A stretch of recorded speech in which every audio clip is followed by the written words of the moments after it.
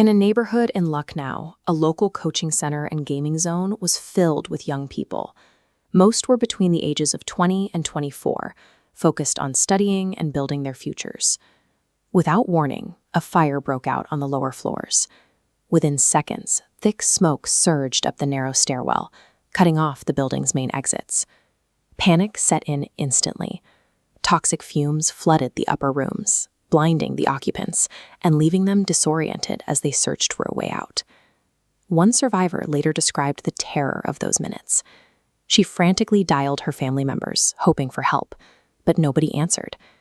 It was then she realized that traditional escape routes were no longer an option. Running out of air, she made a desperate choice. She smashed a glass window, climbed outside the building, and slid down an external drainage pipe to reach the ground. She survived. But for 15 other young people left behind in that building, there was no alternative route to safety. In the chaos, several victims retreated into the building's bathrooms, hoping to find refuge from the heat. Instead, the enclosed spaces trapped the carbon monoxide, and they suffocated. When survival depends entirely on shattering a window and sliding down a pipe, the building's safety design has failed. This structure lacked the most basic, functional emergency protocols. Outside, the situation was equally chaotic. Hundreds of bystanders packed into the narrow urban streets around the burning structure, making access for responders difficult. But victims' families identified a secondary failure that day, a severe delay in the emergency response. According to eyewitnesses and grieving parents at the site, it took the local fire brigade between 40 and 60 minutes to reach the scene after the fire started. For the parents left behind, the math is agonizing. They are convinced that if the water trucks had arrived on time, the trapped students would have survived. Locals pointed out that this slow response was part of a pattern, citing similar delays by emergency services during previous fires in Kursi Road and Aliganj. The city's emergency infrastructure failed its primary mandate. Because HALT arrived so late, a potentially containable fire escalated into a mass casualty disaster.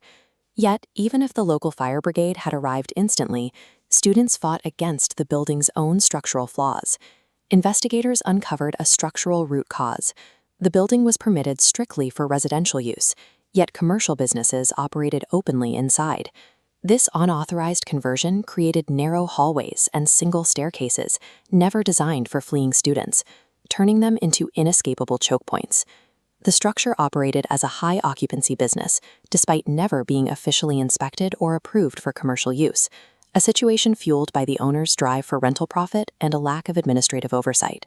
By ignoring zoning laws, owners introduced high-occupancy risks into a space with no industrial safety features.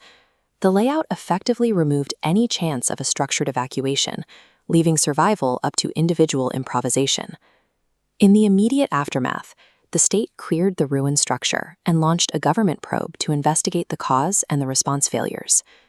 Police registered criminal cases against 6 individuals responsible for managing the property, and 3 initial arrests have been made.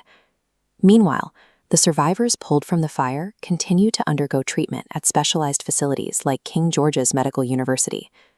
Politicians are promising strict enforcement going forward, but these bureaucratic actions offer no restitution to the families whose children will never return home.